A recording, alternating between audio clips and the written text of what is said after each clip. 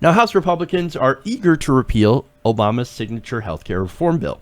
So much so, though, of course, that they're planning to repeal it, or to have this repeal, I should say, on Donald Trump's desk by February 20th. That is not that far away, so it's pretty obvious that they are not wasting any time. In fact, the February 20th target was put forward by incoming House Budget Committee Chairman Diane Black. Now, not only are they putting forward a full repeal by the end of February, Vice President-elect Mike Pence said Trump plans on taking executive actions to start unwinding Obamacare on day one.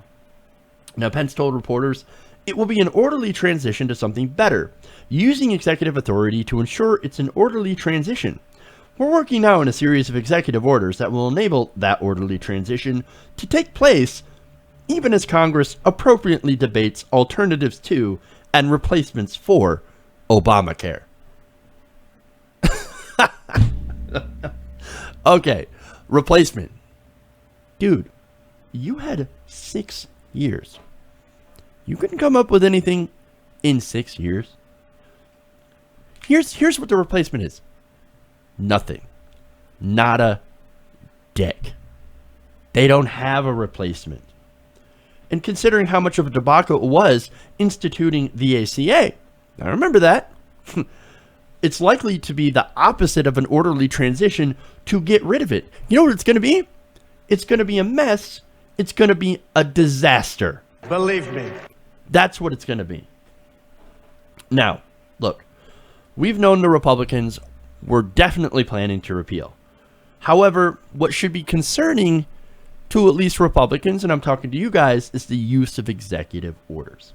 Representative Chris Collins of Republican of New York said that the president in his first day in office is going to do some level of executive orders related to Obamacare.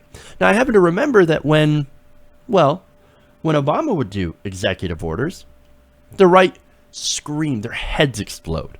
"Oh my God, King Barry, what a dictator, you imperial president. You've got no regard for Congress or the rule of law. Dictator." Now that Trump intends on doing it, and everybody who hates executive orders seems to be okay with it, as long as it's their guy who plans on doing them. Interesting how that works. Look, what's going to happen is that this whole repeal process, it's going to be absolute chaos. Why? It's because insurers are going to drop out of the market. 20 million people will no longer have health care coverage. And look, they're right now, they're trying to figure out whether or not they're going to delay it for 2 years for everything to be gone, or 4 years for everything to be gone. What they're doing now is that they're starting the process. Now, some Republicans are disagreeing with that process. For example, you have Rand Paul saying that, no, we should repeal and replace at the exact same time. Well, okay, repeal, okay, replace with what though? What is his plan to replace? Freedom? Actually, it turns out that is his plan. He said, quote, "Perhaps we should try freedom."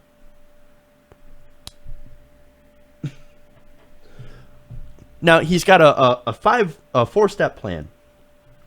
He says, we should try freedom, the freedom to choose inexpensive insurance free of government dictates, the freedom to save unlimited amounts in a health savings account. That is, of course, assuming you actually have money to put in that health savings account. Freedom to buy insurance across state lines.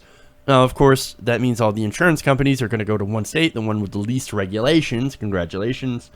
And finally, the freedom for all individuals to join together in a voluntary associations to gain the leverage of being part of a large insurance pool.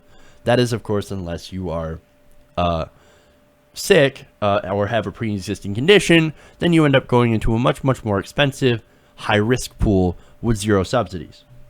Now, what are the problems with Rand Paul's freedom care, as I want to call it? Well, the problem is it doesn't really solve any of our problems with our healthcare system. And actually, the ironic thing, freedom care would actually hurt business. Now, what business would it hurt? It would hurt the health insurance business, ironically. Now, look, you guys know me. I'm not going to shed a tear for the health insurance lobby, okay? I'm not going to shed a tear over health insurance companies losing any sort of profit. That's not me. I am, however, of course, concerned about the people that leaves behind. the people with pre-existing conditions that are now going to lose their health care. But that's okay, you say. Donald Trump, see, he plans to keep that provision in place because it's a really popular position. But see, the thing is that you can't have that without a mandate. And that's the way it works. And I know it's not popular. I don't like a mandate either. But you realize that is baked in to make the rest of the law actually work. See, without that mandate, health insurance companies, they're going to go bankrupt. Okay, if they're required to serve people who are only sick, or who are, I'm sorry, not only sick, who are sick, right? And those are the people who will only sign up because healthy people are like, I don't need insurance, fuck that. I'm not going to go and I'm not going to sign up for something that I don't want, something that I don't need. That's stupid. Well, okay, that makes sense from a fiscal point of view. But for the insurance company, well, if you're only having 6 people sign up, then you're doing more paying out than you're actually getting in. You're going to go bankrupt, and your company's not going to last very long.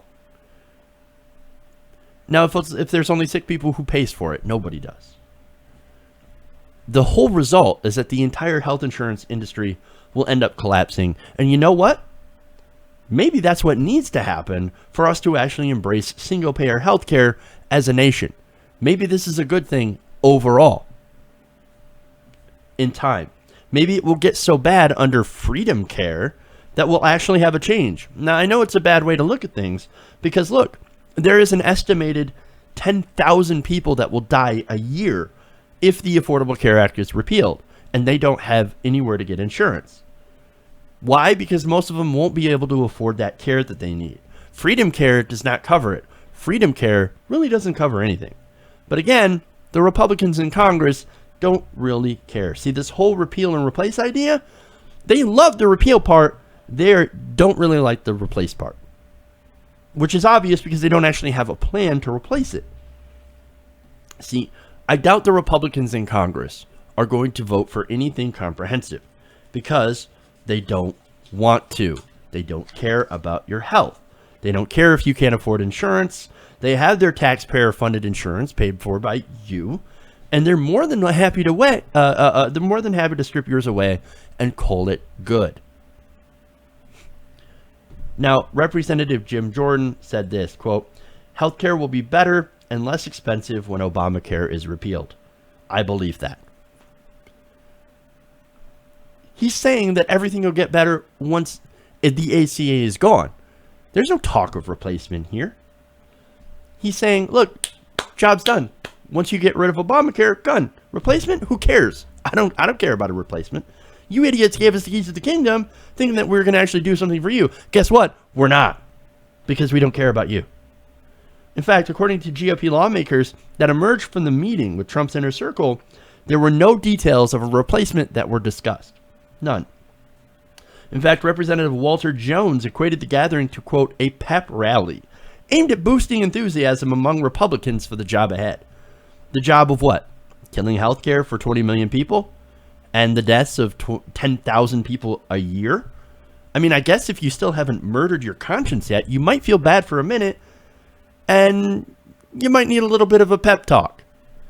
Hey, it's going to be okay. Those 10,000 people will die. But you know what? Corporations will get a tax cut. Oh, okay. Well, that's not so bad. Maybe they'll care for a minute, but then again, they'll get a giant check from their donors, and that'll make all the difference. It'll make them feel better. I hope you feel better sitting in your giant pile of money at night. And look, there are people out there, there were Trump voters out there that didn't actually think that this is what they were going to do, that they were not going to repeal the health care law. Well, look, I got news for you. They just tried to repeal it again. The first piece of legislation in the Senate today was an Obamacare repeal within a budget resolution. It passed 51 to 48. They're doing it. Just like we said they were going to do. Here it comes, man. Brace for impact. It gets worse from here.